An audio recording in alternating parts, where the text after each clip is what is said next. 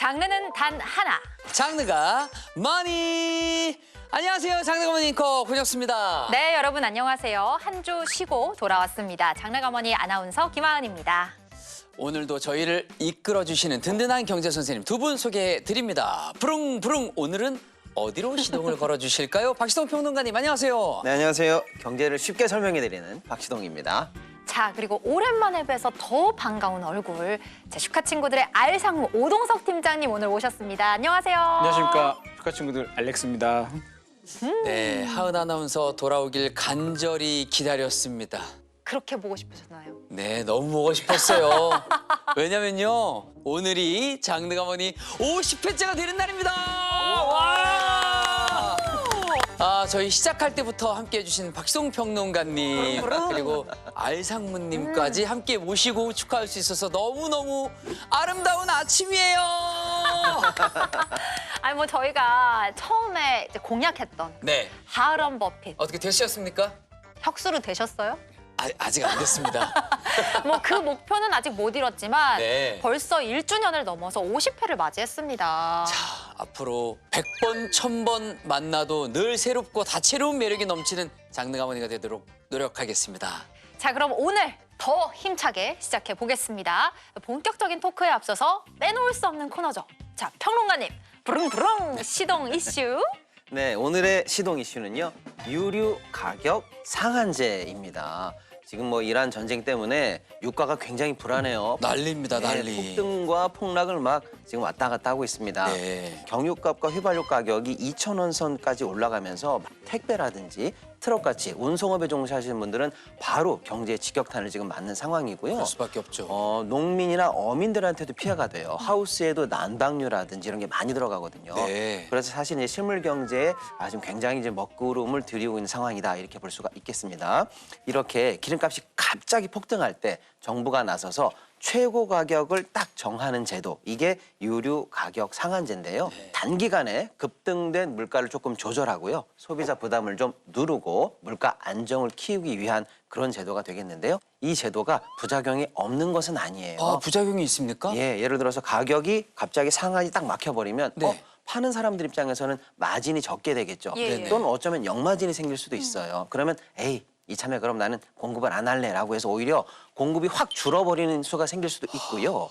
가격 상한제가 끝나고 나면 갑자기 그동안 못 올렸던 가격이 폭등을 하는 후발적인 부작용도 생길 수가 있어요. 그렇군요. 그래서 뭐 만병통치약은 아닙니다만 아무쪼록 국제 유가도 좀 낮아지고요. 유가가 조금 안정되기를 좀 희망해 보도록 하겠습니다. 와, 사실 기름값이 얼마나 올랐는지 제가 직접 체감을 하고 왔어요. 제가 그렇습니까? 휴가를 다녀왔잖아요. 근데 네. 하루 늦게 항공기 지연으로 다시 발권을 했어야 됐어요. 네네. 근데 일주일 전에 갔을 때보다 한 1.5배 정도 항공료가 항공료가요? 올랐더라고요. 그게 아마 항공유 같은 게 올라서 반영이 먼저 된 것 같아요. 그래서 돌아왔더니 그 휘발유도 네. 2,000원을 넘어선 상황인 거예요. 많은 일이 있었습니다. 휴가 다녀올 때. 와, 진짜 가기 전에 네. 주유 좀 하고 갔다 올 거야. 진짜.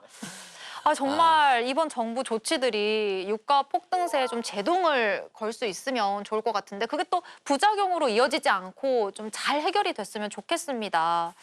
자, 그럼 본격적인 토크로 들어가 볼 텐데요. 네. 혁수 앵커, 이주엔 머니. 자, 지난주에 이어 오늘도 준비했습니다. 중동 전쟁 충격에서 살아남는 우리의 생존법은 무엇일까 이야기해 보려고 하는데요. 미국발 스태그플레이션 공포는 다시 고개를 들고 있고 AI 거품론까지 시장을 압박하고 있습니다. 이런 역대급 널뛰기 장세 속에서 우리 같은 개인 투자자들은 도대체 어떻게 대응해야 하는 걸까요? 이주엔 머니에서 짚어보도록 하겠습니다.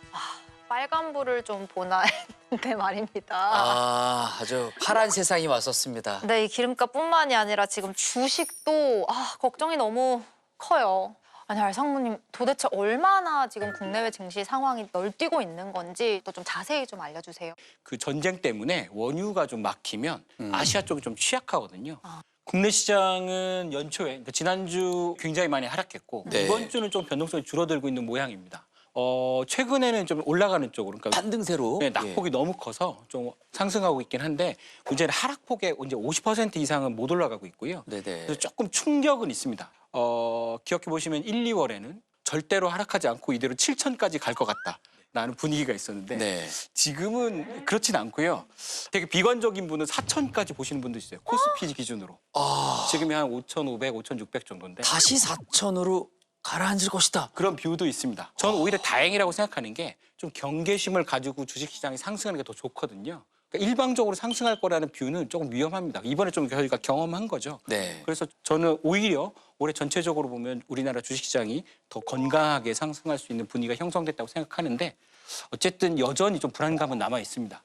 조정 국면이 한 번은 올 수 있겠다라고 마음의 준비들을 하고 계셨어요. 네네. 그래서 지난주 화요일에 약 8% 정도 갑자기 폭락을 했었죠. 그리고 그 다음 수요일에 12% 정도 또 추가 폭락을 했습니다.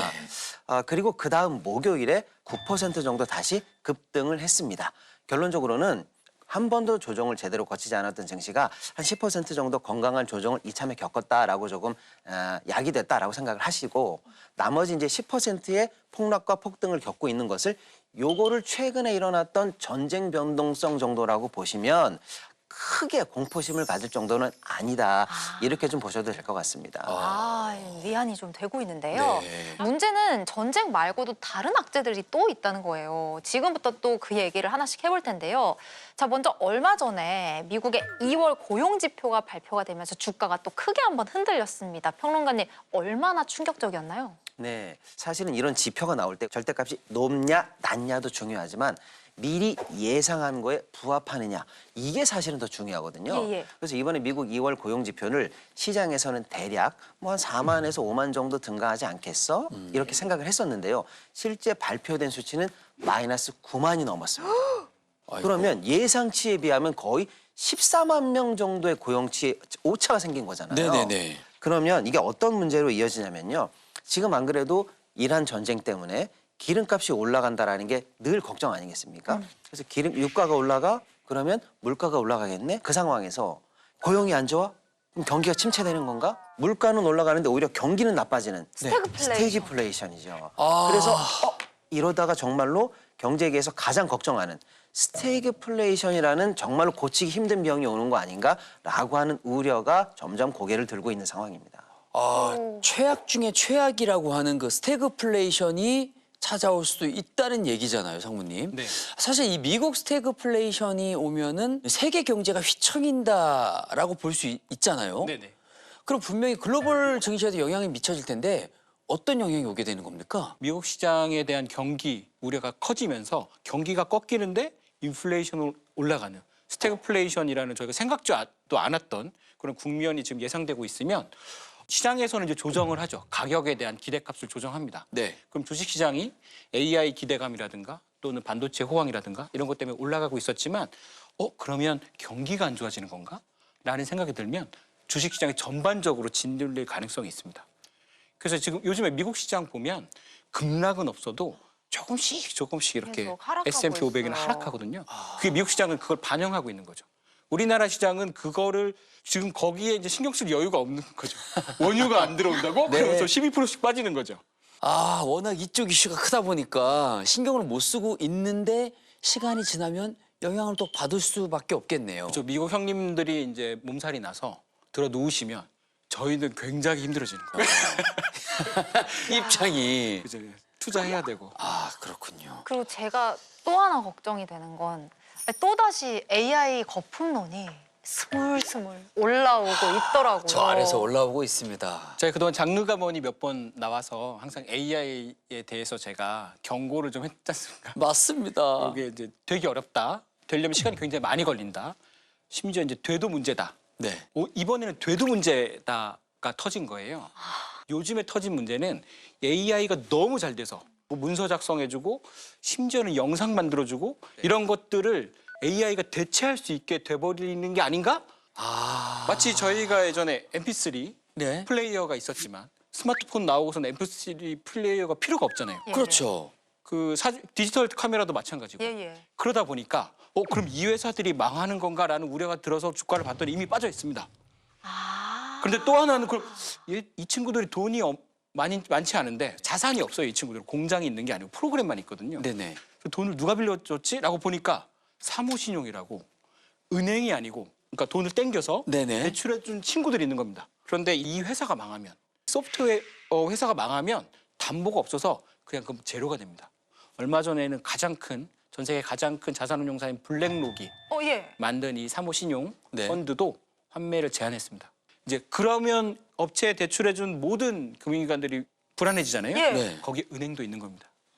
그래서 미국 금융주가 많이 빠졌던 건가 봐요. 저 은행들이 이제 같이 빠지고 있는 거죠. 왜냐하면 은행도 대출을 해줬거든요. 그러면은 결국 돌고 돌아서 AI 기업에도 지금 문제가 생기는 거 아닌가요, 평론가님? 사실 이번에 전쟁 때문에 지금 모든 이슈가 전쟁에 맞춰져 있어서 그렇지 전쟁이 아니라면 지금 알상무님 말씀해 주신 이 이슈가 사실은 가장 주목해야 될 이슈 중에 하나입니다. AI가 잘 되기 위해서는 어마어마한 돈이 들어가요. 그래서 큰 규모의 대출이 사실은 필요했거든요. 그런데 미국도 이제 예전에 이제 여러 번 금융위기를 겪으면서 대출 같은 분야를 조금 깐깐하게 관리하기 시작했어요. 그래서 은행에서 대출이 충분히 안 나올 때 그 빈틈을 찾아 들어간 게 펀드 시장입니다. 그래서 사모 시장에서 대출을 많이 해줬습니다. AI 쪽으로. 이 사모펀드에 원래 투자했던 투자자 입장에서는 우리가 투자했던 사모펀드가 연쇄적으로 부실해 줄 수도 있겠네라는 예. 걱정을 하는 거죠. 그래서 어떤 식으로 연쇄적인 흐름이 생기느냐. AI 거품, AI 자산 가치 하락, 그러면 대출의 부실화, 그러면 자금 유입의 둔화, 나아가서 금융주의 둔화, 부실 이런 것까지 연결될 수 있겠구나라는 도식이 생긴 겁니다. 적어도 금융주의 하락으로 인한 주가의 연쇄적인 하락, 미국 증시의 안 좋은 영향, 이것은 조금 우리가 걱정해야 되는 단계다 이렇게 말씀드릴 수가 있겠습니다. 아, 연쇄 반응이었군요. 연쇄 반응. 이러다 다 죽겠는데요? 살아남아야 됩니다. 공부를 해서 살아남아야 됩니다. 그런데도 지금이 바닥이다 외치면서 빚내서까지 매수하시는 분들, 특히 국장하시는 분들 비투가 정말 많거든요. 어떻게 바라보고 계십니까? 네, 지금 B2는 사실상 지금 너무 위험한 구간에 들어갔습니다. 초단기 B2라고 하는 이른바 미수거래가 있는데 네. 이것도 지난 5일 기준으로 2조 1,488억을 기록하면서 지난 27일 대비해서 무려 2배 이상이 늘었습니다. 이러다 보니까 사실은 지난 화요일에 우리가 크게 낙폭을 겪지 않았습니까? 네네. 그래서 그 다음에 사실은 반대 매매, 강제로 청산당하는 매매가 엄청 늘었어요. 그래서 사실 그 다음 수요일에 낙폭이 12% 이상 컸던 것도 이 영향도 적지 않았거든요. 그래서 지금 사실은 굉장히 위험한 구간이고 이 상황에서 비투를 한다는 것은 굉장히 위험한 상황에서 위험한 곳으로 더 뛰어드는 그런 지경이다 이렇게 말씀드릴 수가 있겠습니다. 건전하지 않은 빚이 위험하다는 건 누가 모르겠습니까? 예. 그런 측면에서 뭐 B2의 위험성뿐만 아니라 제가 추가적으로 이제 B2가 안 좋다는 말씀을 좀 드리고 싶은 게 있는데요. B2를 하게 되면 무기 하나를 잃고 싸우는 거다 이런 말씀을 좀 드리고 싶어요. 뭐냐면 시간이라는 무기입니다. B2를 한다는 것은 시간을 내 마음대로 쓰지 못하게 돼요.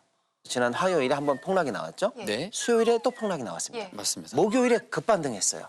그런데 예를 들어서 수요일에 반대 매매 청산을 당한 분들이 많거든요. 그런데 딱 하루만 버틸 수 있었어도 사실은 그 폭등장을 누릴 수가 있었는데 여유 있는 현금이 좀 있었고 천천히 관망하고 있었다면 저점 매수가 충분히 가능할 수도 있었거든요. 네. B2를 늘 하시는 분들은 추가적으로 좋은 상황이 나와도 대응이 안 돼요. 그래서 다양한 측면에서 B2는 그 자체로도 위험하고 시간과 좋은 기회를 날릴 수도 있기 때문에 가능하면 이런 변동성이 큰 구간에서는 삼가시는 게 좋겠다라는 말씀 좀 드리겠습니다.